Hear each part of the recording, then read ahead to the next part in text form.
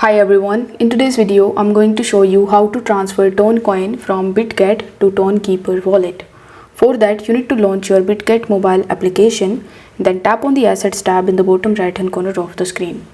After that you need to tap on the Spot tab in the top and select the withdraw option. Now over here you just have to simply use the search bar in the top and search for Ton. Now once you are able to find the Toncoin, you just have to simply tap on it, then select the on-chain withdrawal option. After that you will be landed on this page where the first thing that you need to do is to simply change the withdrawal network. I would recommend you to select the Toncoin because we are working with Tonkeeper and any other networks is not compatible in Tonkeeper. So you just have to select the Toncoin option.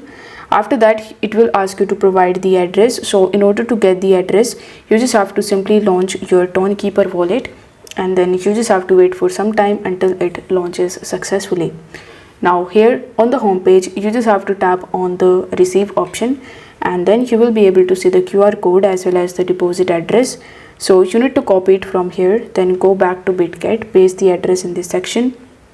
In the withdrawal amount you just have to simply enter the amount that you want to withdraw and you need to make sure that the minimum requirements is 0.5 ton.